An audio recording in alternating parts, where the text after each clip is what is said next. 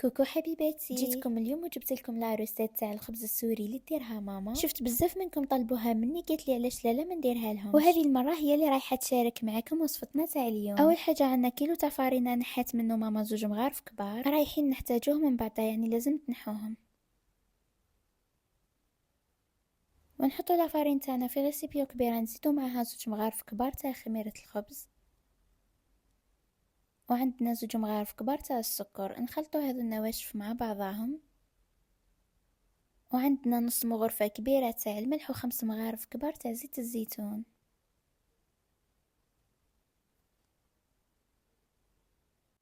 نخلطوهم شويه ونبداو نعجنوا فيهم بالماء الدافي. خليت لكم لهنا المراحل تاع العجن كامل باش تقدروا تشوفوا مليح كيفاش تولي لكم العجينه. القوام تاعها رايح يكون شويه يتلاصق في اليد، المهم تبعوا مليح دوك تشوفوا.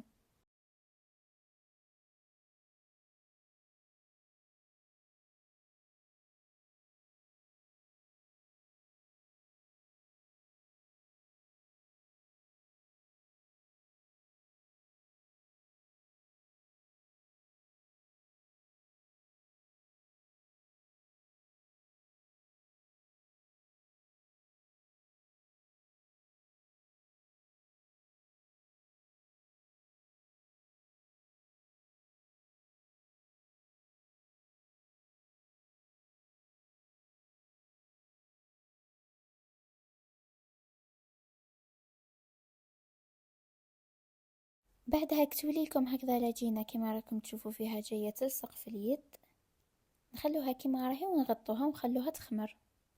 بعد ما تخمر لكم العجين تاعكم نديروا شويه تاع الزيت في البلون دو طرافاي ونحطوا العجين تاعنا ونشوفوا كيفاش راح دير لها ماما. ديروا الزيت ثاني في يديكم باش تجيكم سهله وانتم تعجنوا فيها.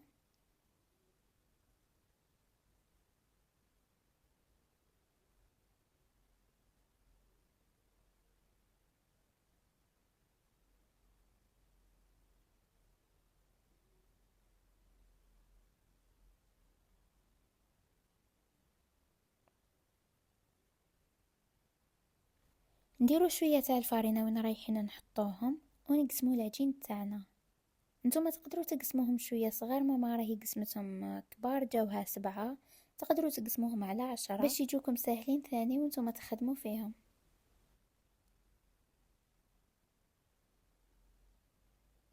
نديروا شويه الفارينه هكذا من الفوق وراح نخلي لكم الطريقه كيفاش ديروهم.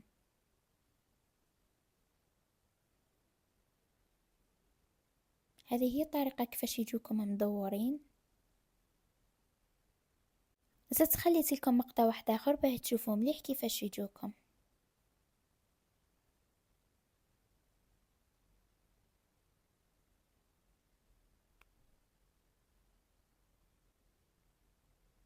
فوالا هذه هي البنات، ونكملوا بنفس الطريقه معاهم كامل حتى وين تكملوا الكميه اللي عندكم.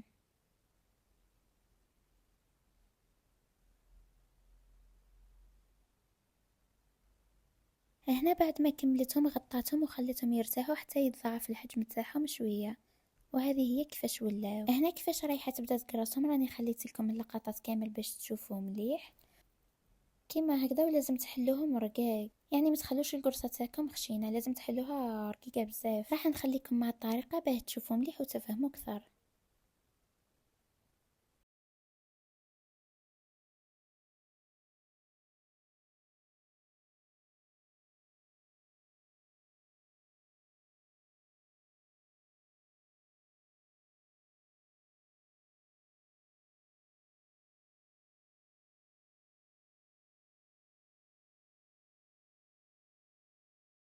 زدت خليت لكم واحده اخرى باه تشوفوا مليح، يعني باه تفهموا مليح الطريقه اللي ديروا بها.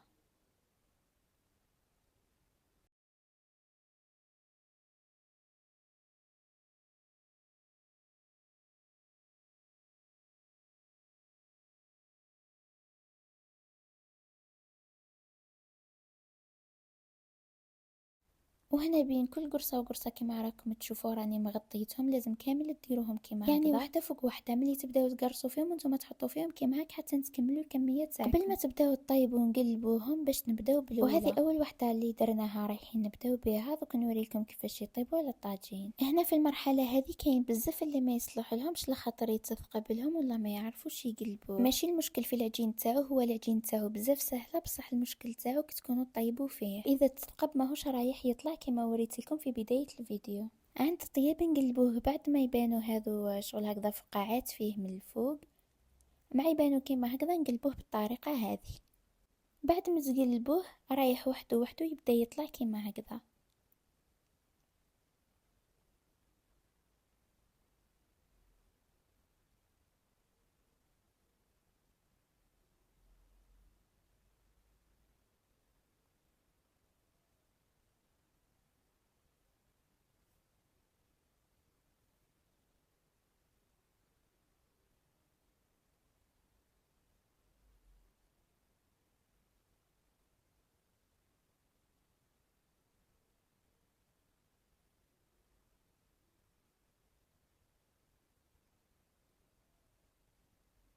نتوما ما راحش تمسوه لا تسيو تعدلوه في الطاجين، لا خلوه كي يطلع هنا تقدروا تقلبوه كيما هكذا. رايح يكمل يطلع، خليوه يطيب كيما راه، ومن بعد كي يبدا يهبط هذيك نورمال. المهم على الاول يكون طلع لكم ثم تعرفوه باللي راهو ناجح.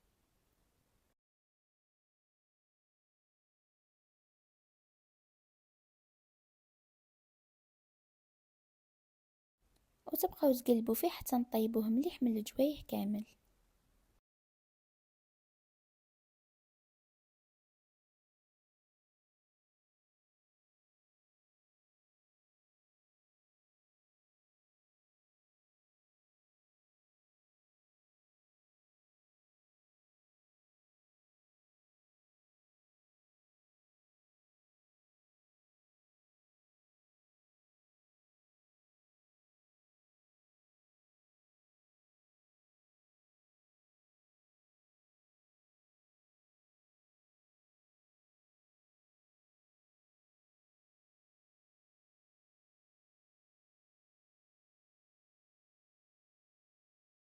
وزدت خليت لكم مقطع واحد اخر باه تشوفوا مليح كيفاش يجي.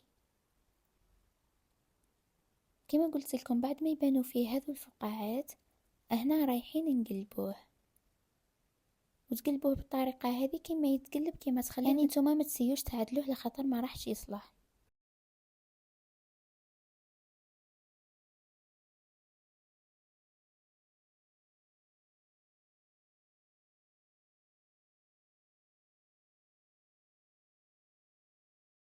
وكما وريت لكم على الاول ثاني رايح يبدا يطلع بنفس الطريقه.